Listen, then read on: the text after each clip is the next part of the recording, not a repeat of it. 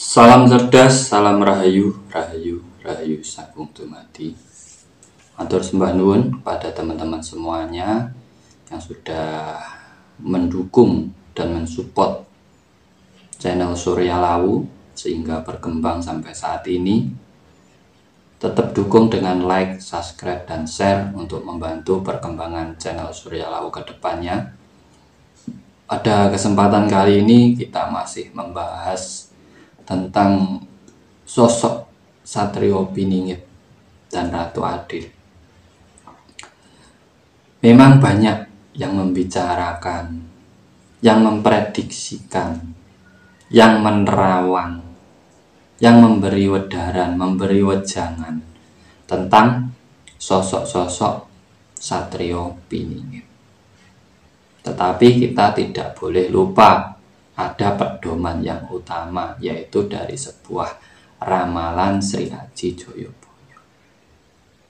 Di situ jelas tertera tentang sosok Ratu Adil, karena di situ adalah punjernya adalah Ratu Adil yang diharapkan untuk bangkit di bumi Nusantara. Sosok pemimpin yang benar-benar akan memberi kesejahteraan untuk rakyat Nusantara. Nah, Satrio Piningit ini tentunya yang ada di bawah dari Ratu Adil ini. Jadi apa yang kita rasakan, apa yang kita pikirkan, mungkin itu bukan beliau, itu hanya perasaan kita. Terkadang kita merasa sosok beliau ini sangat susah, sangat menderita, bahwa sosok beliau ini semua rakyat itu sudah menderita dari dulu, karena sistemnya sekarang ini yang punya semakin punya, yang tidak punya semakin tertekan. Ini keadaan kita sekarang. Yang sudah naik semakin melambung, yang di bawah terikat sekarang ini. Nah, Satrio Piningit itu sudah melalui proses sampai menuju sebuah kesuksesan, menjadi sosok kesatria yang bisa memperjuangkan yang lainnya. Sosok kesatria ataupun orang yang sudah berjuang untuk yang lainnya, pasti dirinya sendiri sudah cukup. Kalau dirinya sendiri masih kekurangan, masih sana kesini, masih terombang-ambing, masih terbelenggu, ya sama saja, jangan bicara tentang beliau. Namanya Satrio Piningit itu sudah menjadi kesatria Piningit, itu sudah keluar dari belenggu. Kalau yang membicarakan aja masih terbelenggu, budayanya sendiri tidak dipakai, adanya sendiri tidak dipakai, tatanan atau ajaran leluhurnya sendiri tidak digunakan, sama negerinya sendiri aja tidak cinta, tidak bangga, kok membicarakan sosok Satrio Piningit? Itu hanya perasaanmu. Makanya apa yang dirasa kita, apa yang diangan-angan kita, itu bukan beliau, itu hanya angan-angan kita semata. Karena itulah dia dijuluki sosok misterius, susah diterka, dirasa, juga itu hanya perasaan, dipikirkan, itu hanya sebuah pemikiran. Sosok ini akan muncul apabila di saat sudah berkarya, berjuang, itu namanya baru kesatria. Kalau masih memikirkan dan merasakan, itu belum. Itu masih angan-angan. Nah, inilah pentingnya kesadaran diri. Daripada kita hanya membicarakan, lebih baik kita lakukan dharma sekecil apapun kepada diri sendiri, kepada masyarakat di sekitar kita, pada keluarga kita. Bagaimana kita mendapatkan sebuah kemakmuran dalam hidup ini. Jangan pernah menunggu seseorang untuk memakmurkan kita. Tidak ada yang bisa merubah nasib kita kecuali kita sendiri. Nasibmu itu yang bisa merubah adalah dirimu sendiri. Kenapa kita berharap kepada orang lain? Kalau kita yakin bahwa yang maha besar itu hanya Tuhan, yang maha kuasa itu hanya Tuhan, yang maha kaya itu hanya Tuhan. Kalau ingin membuat kita semua makhluk di alam semesta ini kecukupan, Tuhan itu tidak membutuhkan siapa-siapa. Apa yang Dia kehendaki pasti terjadi tanpa bantuan siapa-siapa.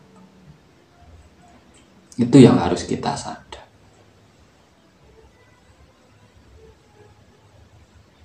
Ini konsep kesadaran diri. Makanya kalau konsep saya, Satrio Piningit ini adalah anak cucu seluruh rakyat di Nusantara. Semua itu Satrio Piningit. Bagi yang sudah keluar dari belenggunya. Nah, belenggu yang membelenggu dirinya itu sendiri adalah apa?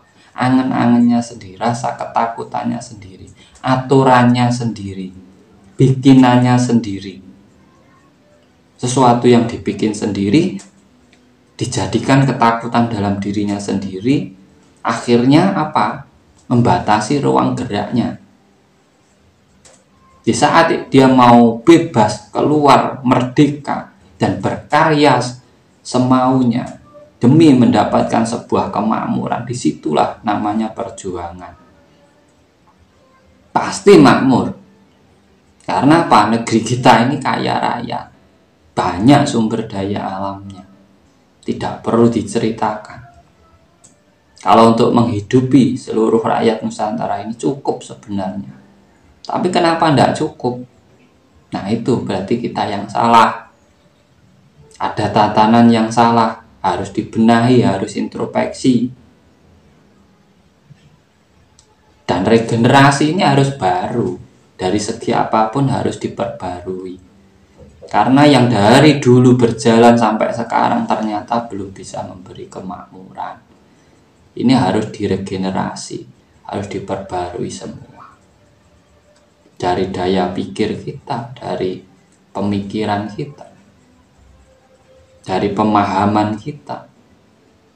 Nah, sosok Satrio Piningit yang kadang kita rasakan, yang kita pikirkan beliau seperti ini, seperti itu hanyalah perkiraan, hanya terawangan, bukan sebenarnya ataupun hanya sebuah gambaran. Yang namanya Satrio Piningit, yang sebenarnya pasti dia sekarang sudah makmur. Kalau belum makmur, dia tidak akan bisa memperjuangkan orang lain ataupun berdharma kepada negeri ini ataupun orang lain. Semoga ini bermanfaat. Kita selalu kesadaran diri, berada di kesadaran diri kita yang tinggi untuk menjalani kehidupan kita, agar kita tidak terombang-ambing oleh keadaan yang sekarang ini semakin rumit, sekarang ini semakin tidak karu-karuan. Namanya zaman goro-goro, hanya yang eling lan waspada yang akan terselamat dari zaman goro-goro ini. Banyak pertengkaran, banyak perselisihan, sudah mulai timbul peperangan. Disinilah kesadaran kita untuk bersama-sama membina kerukunan, persatuan, dan kesatuan antara satu dengan yang lainnya, agar kita bisa makmur, agar kita bisa mendapat kemuliaan dalam hidup kita, menikmati semua ciptaan yang maha kuasa. Semoga bermanfaat. Apabila ada kata-kata saya yang kurang berkenan di hati panjenengan semuanya, saya hanya manusia biasa, saya mohon maaf yang sebesar-besarnya. Ini hanyalah sebuah edukasi, bukan sebuah kebenaran yang hakiki. Semua kembali pada diri kita masing-masing. Semoga panjenengan semua selalu dalam keberkahan dan kebahagiaan dari Tuhan Yang Maha Kuasa. Salam Rahayu, Rahayu, Rahayu, Sagung Dumadi.